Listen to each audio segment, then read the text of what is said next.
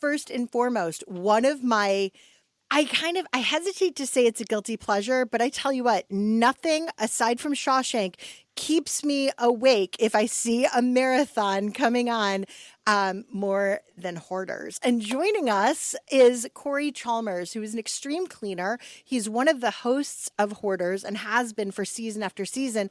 And their new season premieres tomorrow night. So, Cory, thank you so much for being on the Hannah and Fred show. You bet. Thanks for having me. I'm happy to be here. So, what season number is this? This is actually season 11, and we're Wow. already filming more episodes for future. So just know there's more. That's very exciting. All right. So when Hoarders first premiered, and this is in the Wayback Machine, I was very interested in it because I did not understand how this happened with people. You know, you when you're growing up, you learn to like clean up after yourself, and some people are good at it. I get that. There are other people who this becomes a really big problem. So talk to us about some of the people that you guys are working with and trying to assist. Yeah, I mean, we actually work with people from all walks of life. I mean, it's true. People think that hoarders are dirty and lazy, and I think the more they watch the show, they realize that they're not. A lot of the people we work with are absolutely brilliant to the genius IQ level. Mm. And I think that's, a big part. Maybe the wiring is off. Maybe all of their, intellectual side is in one part of their brain. But we see that more often than not, that these are brilliant, brilliant minds. But yet little mediocre, normal tasks that we can handle, sometimes they struggle with, like organization. Yeah, because some of the things I get very sad for them. Instead of being frustrated with who you're working with, I feel terrible that they cannot release something that you and I would see as trash because it has either an emotional attachment or it's giving up control. How closely do you, as the extreme cleaner and organizer, work with the psychologist who's in? Is it a psychologist or psychiatrist who's in on scene as well? Yeah, they're typically psychologists, Mhm. and we do work very closely because we're a team and we have to play off of each other. Sometimes one of us is the good cop, sometimes one of us is the bad cop, and that usually does happen. So we try to connect with them, and one of us doesn't always connect. So we can play both roles. Not that I'm a psychologist by any means, Hmm. but after 25 years of working in their home for 8 hours a day, you do learn a lot about the psychology. But that's why they're there. The doctors are there to help, help them through this very emotional process of something they might not have had to really push the limits on for 10, 20 years. And it seems to me, while people are watching this at home because they've been fascinated by your television show, the degree of being a hoarder, which really, from everything I've read, is a mental illness, just Hmm. like alcoholism is an illness. It all goes into degrees. So if you are a hoarder or you're starting to be a hoarder, is this something that you can stop by yourself, or do Mm. you need psychological treatment to hold it off to make it less as intense? How does that all work?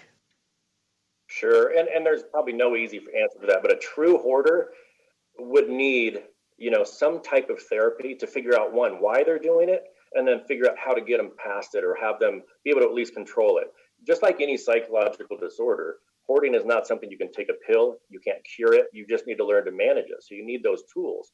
But so many people that we work with have no idea why they're even doing it in the first place. Hmm. And typically there's not just one reason. It's more like five or six underlying causes that come together and cultivate this hoarding situation. So it's a very difficult one to manage because of all the layers to it. And there are times when I watch the show when you feel really satisfied and you have a smile on your face because you know that something is clicked and that things are getting cleaned up. On the other hand, there are other times when I'm watching the show when it's heartbreaking because it could be the smallest item within a person's house that emotionally triggers them and they can't get past that. And Hmm. if I'm sitting at home and our listeners are sitting at home, big fans of your show, and they're feeling heartbreak, you must feel heartbreak at times when you go in and think, I don't know if this is fixable. Yeah, absolutely. And remember, the show picks some very extreme situations and some difficult people on purpose because let's face it, a reality show, with Mhm. hoarding, where they would just say, "Oh yeah, throw it all away, empty my house, it's beautiful." That wouldn't really be fun to watch. So at the same time, if they were to really do that, then we're also worried because we feel like they're just detaching. They're hoarders for a reason, and so if we get there and they say, "Yeah, just throw it all away, I don't care," something's wrong. And so then we actually say, "Hold on," which seems like it's so bizarre for us to say, "No, don't throw it away." But there's that fine balance. We want there to be some struggle because we know they're processing through letting things go. And if they don't, then they're going to regret it the next day, which we call a hoarder's hangover. We come back the So second that's day, it. the dumpsters are gone, and they're just full of regrets. And so then the second day is a nightmare for us. So we really do want to So work through that with the doctors and the therapists so that we and know that they're. do hoarders ever become minimalists? Because you would think after you go through Mm. this intense experience that maybe you go the opposite end, like with drinking. If you have an alcohol problem, you totally, I mean, there's no gray area. Once you have said I'm an alcoholic, you have to stop if you are going to get well. You can't have a drink, you can't have a glass of wine when you want it. How does that work from a hoarder standpoint? Well, first of all, just know that the recidivism rate for hoarding is 97%. So if they Whoa. don't get the aftercare, they don't work on it, it is no different than taking a bottle from an alcoholic.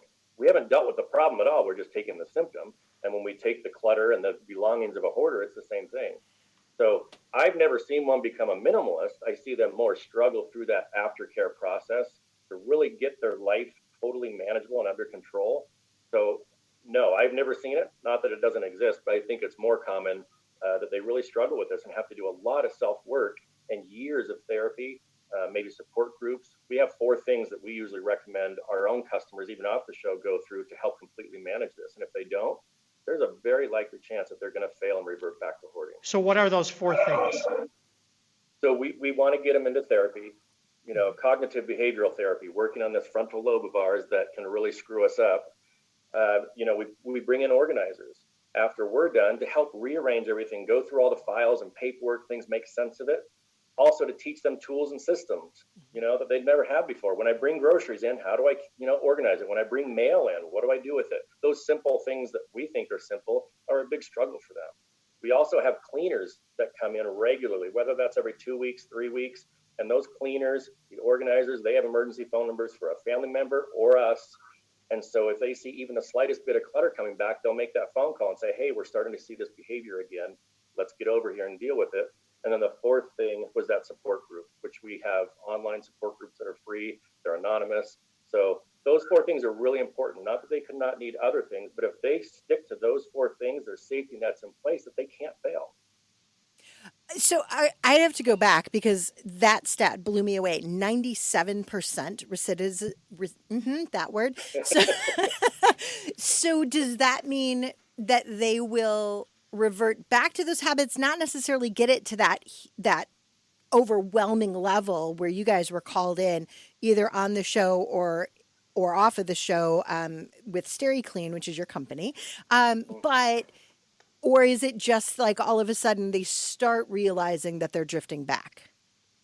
No, I would say the majority of them are going to go right back to where they were if they don't effectively Whoa. deal with it. And oftentimes it's going to be worse because that cleanup, if it was a failure, is going to be yet another trauma and another trigger, another void they're going to be trying to fill. So we have to be very careful that we don't work with someone that's not truly ready to engage in 100% of the process, from the cleanup to the aftercare.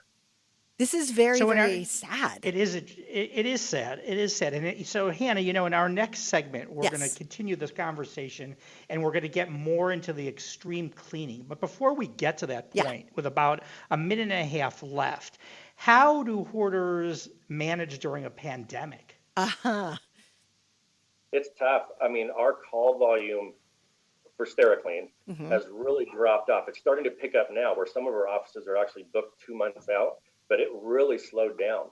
People were holding on to everything and people were afraid to have strangers in their house in Right. fear of, COVID being introduced. So it's kind of a double-edged sword there. They want the help, but now they're scared to call us for even another reason.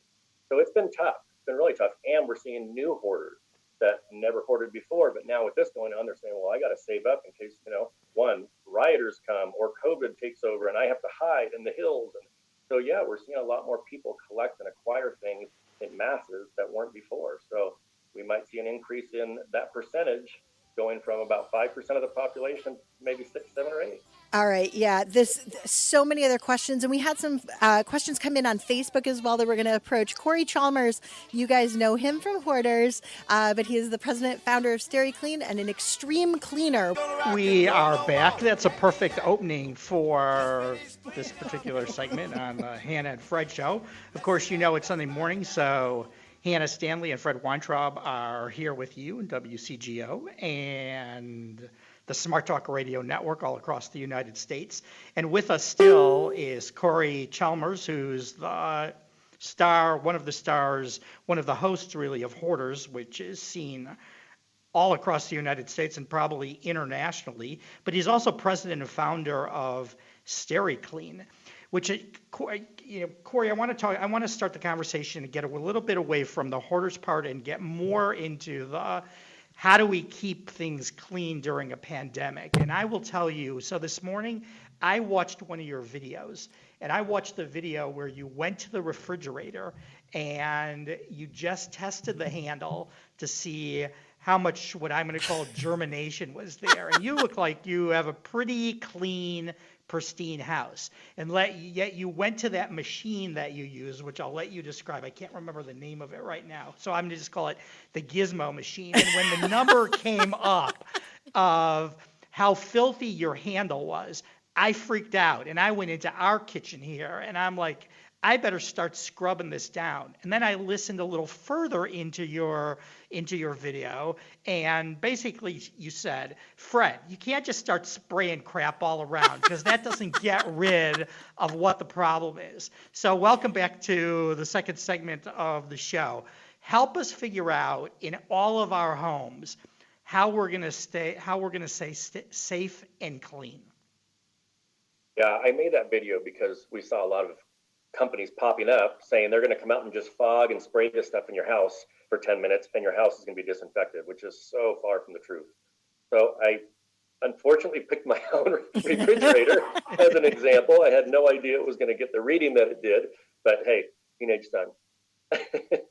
But yeah, I mean, people really do think they can get products like Lysol or bleach or whatever, and because that's what we've always been taught. Spray disinfectant and it's clean. But the problem with our surfaces that our hands touch all the time is they have biofilms on them. And that's just the oily buildup that happens over time that contains germs, bacteria, potentially viruses, and they kind of cling in this biofilm, and the spray doesn't touch it. So you really have to focus on everywhere your hand goes. Think of doorknobs, light switches, drawer pulls, all those things that your hands go to. And there's a ton of them throughout your house. And you have to vigorously clean them with any cleaner first. And honestly, that will reduce 90 to 95% of the problem just by itself, because it's going to remove those things from the surface. Now, there are going to be a lot of people who are going to say, you own a company that's a cleaning company. Of course you're going to say that, and you're going to come in and you're going to test things. But I look at it and I say to myself, how do I do as good a job as you do in your house? Because what you just described about cleaning every handle, cleaning every drawer as you come in. I mean, if we have listeners that have kids or you have pets or you're more than one person at home, I'm not sure what's realistic. So tell us a little bit about your company and how your company comes in, because I'm going to have to send you a ticket here to Singapore to have you come over here, because now I'm so freaked out that I want you to come here and clean this place up. And I think it's pretty pristine right now. But what are the steps that people really need to take? Yeah. Well, and first of all, you know, unless you really don't want to do it or you don't think you can, you don't have to hire a company. Do this like weekly. You don't have to do it every day. Just make sure you're staying on top of it. And again, you can use any cleaner. For that video that I made, I used just an organic cleaner that we bought at the store. There was nothing special or industrial about it. Again, it's just wiping those surfaces down with a rag and not using the same rag throughout your house, because then you're just depositing these germs and bacteria and potential viruses in other spots. So I literally fold my towel into quarters. So I half it again, and I only use that little square for like 2 square feet or on a couple doorknob max, you know, and then I'll flip it over. So you really have 8 quarters to this rag, and microfiber rags are the best to use. So don't worry about what you're using, just use it. And after you're done cleaning, then you can spray your disinfectant on it, but make sure that it sits and stays wet for at least 10 minutes, because that's the time needed to actually kill bacteria and viruses. Okay, that blows everything out of my brain that I've ever known about cleaning, because in my mind you go and then you wipe it, or the Lysol Yeah, wipes or you're Clorox so right. wipes. Yeah, you spray it and then you don't let it dry. You wipe it up No, because you don't want wetness on on the surface of your counters. this is But that's all wrong. crazy. I know. So the Clorox And wipes don't really do anything. well, they can actually be part of the cleaning process because you Okay. are going like that and cleaning. But again, read any disinfectant that you have in your house, and it's going to say leave this on the surface and it'll give you the time. Most of them are going to be 10 minutes unless you have a big industrial one like we do. So if it doesn't stay wet for 10 minutes, and let's say you spray it on a doorknob or a light switch that's on a vertical surface, it's going to drain down. So you might have Oh, to reapply it. Fred knows what I'm going to do for the rest of the show. All right, we only have 3 minutes left in this segment, and we've got to get some questions from Okay. listeners. One, and this one I was like super into. Have you ever walked into a situation on the show, not on the show, where you went, "This is no longer safe. We cannot salvage this space. You need to be removed, and it needs to be gone."